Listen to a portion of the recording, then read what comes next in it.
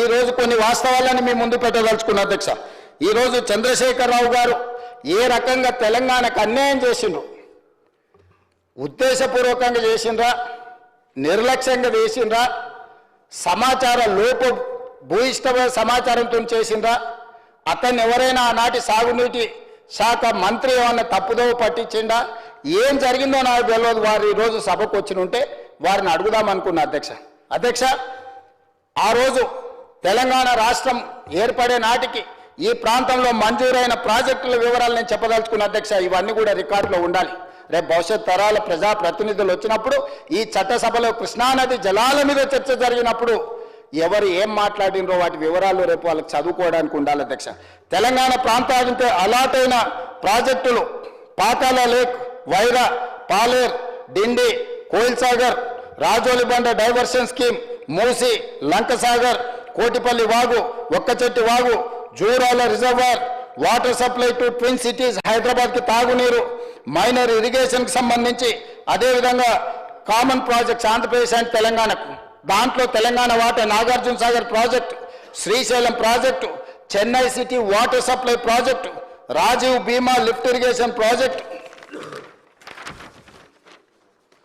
అదేవిధంగా Srisailam left bank canal, SLBC tunnel, Kalwakurthy lift irrigation, Nettempadu lift irrigation, Palamuru Rangareddy lift irrigation, Dindi lift irrigation, Makthal Narayanpet Kodangal lift irrigation, Koil Sagar lift irrigation.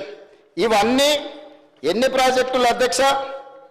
13, 3, 16, 17, 7 24 ప్రాజెక్టులకు 490 టీఎంసీలు ఈరోజు నీటి కేటాయింపులు ఉమ్మడి రాష్ట్రంలోని జీవోలతో సహా మొత్తం వివరాలు ఉన్నాయి అధ్యక్ష. నేను ఈ మొత్తం వివరాలను కూడా రికార్డులో పెట్టడానికి, ప్రతి ప్రాజెక్టుకు ఎన్నెన్ని టీఎంసీల నీళ్ళు ఇవ్వాలనో వాటన్నిటి వివరాలతోటి ఈరోజు తెలంగాణ రాష్ట్రం ఏర్పడే నాటికి చివరి GO Narayanpet, Makthal, Kodangal lift irrigation.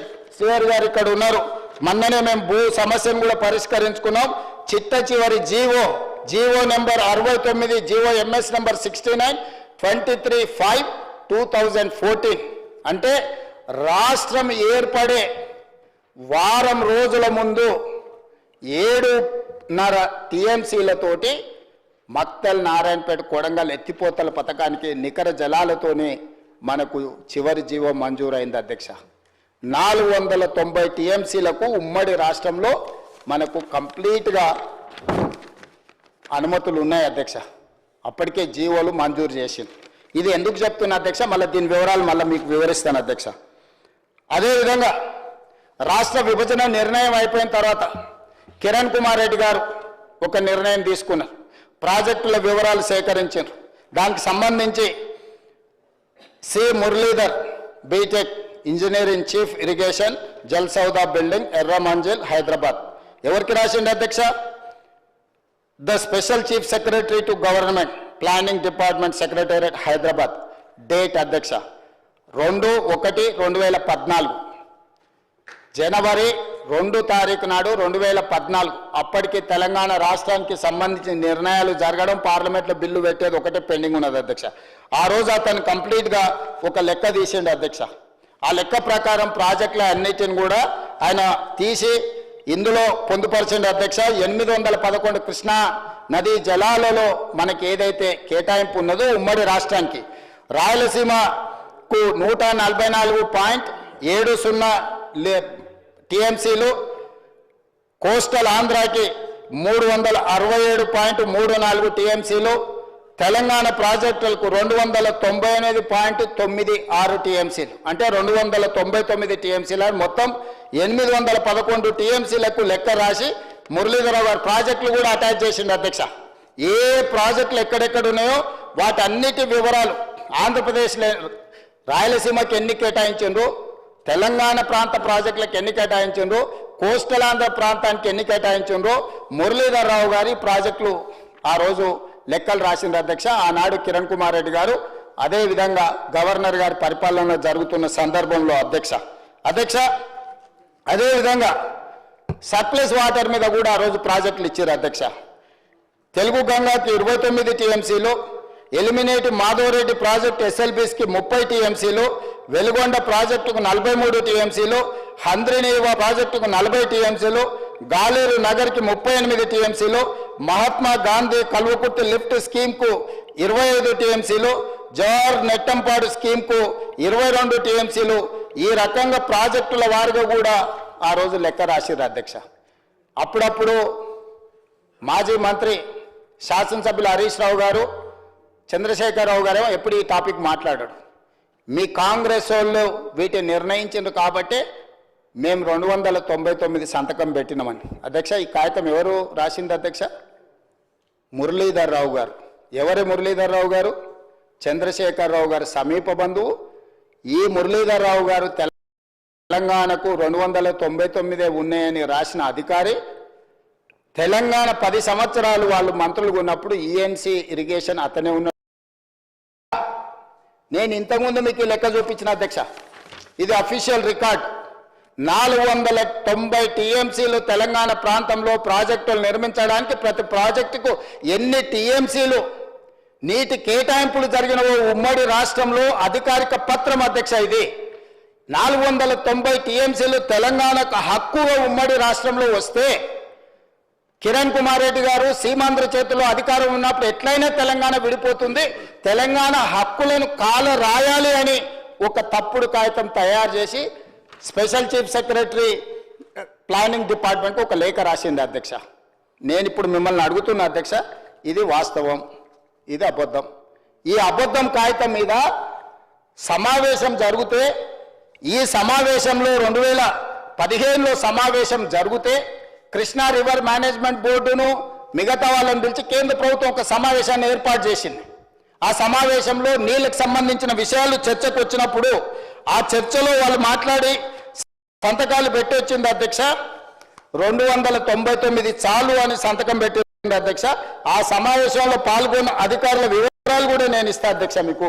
18-19 June 2015 government of India, ministry of water resources, government of India meeting. SK Joshi principal secretary, I and కార్డ్, government of Telangana. Telangana principal secretary వెళ్ళి అక్కడ ఏం సంతకం పెట్టి వచ్చిండు అధ్యక్ష అంటే, తెలంగాణ ప్రభుత్వ ప్రతినిధిగా ఈ 18-19 జూన్ 2015కు సంవత్సరం పై అయింది చంద్రశేఖరరావు గారు ముఖ్యమంత్రి అయ్యి. అదేవిధంగా హరీష్ రావు గారు సాగునీటి పారుదల శాఖ మంత్రిగా బాధ్యతలు చేపట్టిన తర్వాత Andhra Pradesh and Telangana agreed for ad hoc water sharing arrangements in the ratio of 299:512. మొట్టమొదట తెలంగాణ ప్రజల మీద మరణ శాసనము రాసింది చంద్రశేఖరరావు గారు, హరీష్ రావు గారు బాధ్యత చేపట్టిన తర్వాత. ఈ కాగితాన్ని వ్యతిరేకించి ఈ తెలంగాణకు 490 టీఎంసీలు మంజూరైనాయి కాబట్టి మన ఆర్బిట్రేటరీ, మన అప్పిలేట్ అథారిటీ 2 రాష్ట్రాలు వాదనలు వినిపించినప్పుడు జడ్జిగా ఉండాల్సిన కేంద్ర ప్రభుత్వం దగ్గర తెలంగాణ రాష్ట్ర ప్రభుత్వం ప్రతినిధులుగా పోయిన ఇందులో మురళీధర్ రావు, మన విద్యాసాగర్ రావు గారు కూడా హాజరైన నాకు తెలిసినంత వరకు. ఈ సమావేశంలో ఈ 490 గురించి మొదటి సమావేశంలోనే ఈ నీళ్ల కోసమే కొట్లాడినం, నీళ్ల పోరాటాలే మాకు రాష్ట్రాన్ని తెచ్చిపెట్టినాయి. 299 తప్పుడు డాక్యుమెంట్ ఉమ్మడి రాష్ట్రంలో ఏదైతే ఆనాడు ప్రభుత్వ రికార్డులకు తెచ్చారో ఆ తప్పు, ఇవన్నీ మంజూరీలో continue the same arrangement was agreed. అంటే పోయిన సంవత్సరం ఏదో ఒప్పుకున్నామో ఈ సంవత్సరం కూడా మళ్ళీ అదే ఒప్పుకుంటున్నాను, మళ్ళీ సంతకం ఏదో ఒప్పుకున్నామో ఈ సంవత్సరం కూడా మళ్ళీ అదే ఒప్పుకుంటున్నాను, మళ్ళీ సంతకం పెట్టి ఇచ్చారు అధ్యక్ష. ఈ 2 స్టేజుల్లో అధికారులు పాల్గొన్నారు. ఒకవేళ మాకు తెలియదు అధికారుల మధ్యలో సంతకాలు జరిగినాయని ఒకవేళ వాళ్ళు అనదలుచుకున్నా, చెప్పదలుచుకున్నా, వాదించదలుచుకున్న అవకాశం ఉండే. 21 సెప్టెంబర్ 2016 ఫస్ట్ అపెక్స్ కౌన్సిల్ ఈ చట్టం ప్రకారము ఒక అపెక్స్ కౌన్సిల్ ఏర్పాటు చేసింది అధ్యక్ష. అపెక్స్ కౌన్సిల్ చైర్పర్సన్ వచ్చేసి యూనియన్ జల్ శక్తి మినిస్టర్. ఇందులో సభ్యులు వచ్చేసి ఆంధ్రప్రదేశ్ ముఖ్యమంత్రి, తెలంగాణ ముఖ్యమంత్రి. ఆనాడు 21 సెప్టెంబర్ 2016 నాడు ఉమాభారతి గారు జలశక్తి మినిస్టర్గా వారి అధ్యక్షతన సమావేశం జరిగితే ఆంధ్రప్రదేశ్ నుంచి చంద్రబాబు నాయుడు గారు, తెలంగాణ ప్రాంతం నుంచి చంద్రశేఖరరావు గారు ఆ రోజు మన తరఫున 21 సెప్టెంబర్ 2016 నాడు జరిగిన సమావేశంలో Chandrasekhar Rao garu honourable chief minister of Telangana, T Harish Rao garu honourable minister irrigation, doctor SK Joshi special chief secretary, Naidu garu, Uma Maheswararao గారు, అక్కడ అధికారులు వాళ్ళు పాల్గొని ఉమాబాతి ముందల చంద్రశేఖరరావు గారు ఒప్పుకొని జోషి గారు పెట్టిన సంతకం ఏందనంటే 2015-16లో ఏదైతే అరేంజ్మెంట్స్ 299 తెలంగాణకు 512 టీఎంసీలు ఆంధ్రప్రదేశ్ వాడుకోవడానికి ఏదైతే సంతకం పెట్టిందో 2016 అపెక్స్ కౌన్సిల్ మీటింగ్లో చంద్రశేఖరరావు గారు దీన్ని పక్కడ్బందీగా ఆఖరి మొల కూడా మన తలను దించేసిండు అధ్యక్ష. ఆ తర్వాత అధ్యక్ష మళ్ళీ 9 జనవరి 2020 నాడు 11th బోర్డు మీటింగ్ జరిగింది. దీంట్లో ఈ బోర్డు మీటింగ్లో సోమేష్ కుమార్ గారు, అదే విధంగా మురళీధర్ గారు వీళ్ళందరూ కూడా అటెండ్ అయ్యి సేమ్ మళ్ళీ పాత దీని ప్రకారమే ఒప్పుకొని వచ్చింది అధ్యక్ష. మళ్ళీ ముఖ్యమంత్రి మారింది ఆంధ్రప్రదేశ్లో. ఇక్కడ రెండోసారి చంద్రశేఖరరావు గారు ముఖ్యమంత్రిగా బాధ్యత తీసుకున్నాడు. చంద్రబాబు నాయుడు గారు దిగిపోయి జగన్మోహన్ రెడ్డి గారు రెండోసారి ముఖ్యమంత్రి అయింది. రెండోసారి మళ్ళీ అపెక్స్ కౌన్సిల్ మీటింగ్ అయింది అధ్యక్ష. 6 అక్టోబర్ 2020 కేంద్రంలో మంత్రి కూడా మారిండ్రు అధ్యక్ష. షెకావత్ గారు వచ్చిండ్రు కేంద్ర జలశక్తి మినిస్టర్గా. షెకావత్ గారి నాయకత్వంలో సెకండ్ అపెక్స్ కౌన్సిల్ మీటింగ్లో తెలంగాణ నుంచి కె చంద్రశేఖరరావు గారు, రజత్ కుమార్ గారు, ఎందుకంటే రెండోసారి హరీష్ రావు గారిని మంత్రిని చేయలే సాగునీటి పారుదల శాఖ మంత్రిగా. సరే వాళ్ళ మధ్యలో ఏం సమస్యలు ఉన్నాయో ఎక్కడ తేడాలు వచ్చినా మనకు తెలియదు. నేను వాటి వివరాల జోలికి బోదాల్చుకోలేదు అధ్యక్ష. వాళ్ళ కుటుంబ సభ్యులే నిన్నమని ఇక్కడ అక్కడ చెప్పినట్టు ప్యాకేజీలు, పంపకాలు, కమిషన్లు, కమిషనింగ్ అని అంటే మా ఉత్తమ్ కుమార్ రెడ్డి గారు ప్రాజెక్టు పూర్తి చేయడం అనుకుంటారు. వాళ్ళేమో కమిషన్ వస్తే కమిషనింగ్ అయిపోయినట్టు అని వాళ్ళు అనుకుంటారు అని వాళ్ళే చెప్పారు అధ్యక్ష. ఇంగ్లీష్లో ఉన్న కన్వీనియన్స్ ఇట్లున్నది అధ్యక్ష. కమిషన్కి కమిషనింగ్కి ఉన్న తేడా. ఉత్తమ్ కుమార్ రెడ్డి గారు కమిషనింగ్ అని కలవడ్డారు, వాళ్ళేమో కమిషన్ అని కలవడ్డారు అధ్యక్ష. ఏదేమైనా సెకండ్ అపెక్స్ కౌన్సిల్ జరిగింది అధ్యక్ష. October 6, 2020 Telangana irrigation and chief minister Chandrasekhar Rao garu, Rajat Kumar garu, Muralidhar garu attend అయ్యి the working arrangement between both the states is still continuing and unless water sharing is finalized by tribunal under section 3. ఇంకేమన్నారు తెలుసా అధ్యక్ష? ఈయన 2020 మళ్ళీ ఎవడొస్తాడా? KDWT2 బ్రిజేష్ కుమార్ ట్రిబ్యునల్ రెండోసారి నీటి పంపకాల పంచాయతీ తెంచే వరకు ఇక మళ్ళా వచ్చి నన్ను విసిగేయకండి, నన్ను అడగకండి, నన్ను డిస్టర్బ్ చేయకండి. 299 మాకు చాలు, 512 నువ్వు తీసుకపో. ఆ పంచాయతీ తెగినప్పుడు తెగినాడు చూసుకున్నాం కానీ 2020 నాడు పక్కాగా అప్పటి వరకు సమాధి చేసాడు. మళ్ళీ ఏమన్నా లేచొచ్చా కదా అని చెప్పి మొత్తం కాంక్రీట్ చేసేసాడు అధ్యక్ష. మొత్తం మంచిగా స్టీల్, సిమెంట్ వేసి గట్టి ఇంకా ఏం చేసినా కూడా మళ్ళీ బయటికి లేవకుండా కంప్లీట్గా కట్టేసాడు అధ్యక్ష. ఎప్పుడైతే ఈ రకమైన అరేంజ్మెంట్ దొరికిందో ఆంధ్రప్రదేశ్ వాళ్ళు ఆ ట్రిబ్యునల్ని తెగనిస్తలేరు అధ్యక్ష.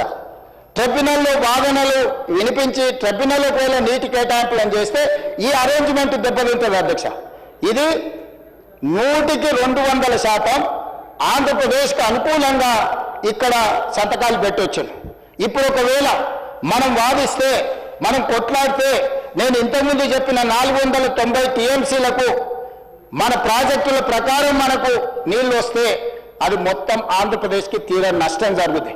అప్పటి నుంచి ఇక వాళ్ళు ఈ బ్రిజేష్ కుమార్ ట్రిబ్యునల్లో కేసు వాదించడం మానేసి కేసును వాయిదాలు వేసుకొని సంవత్సరాల కొద్ది కొనసాగిస్తున్నారు అధ్యక్ష.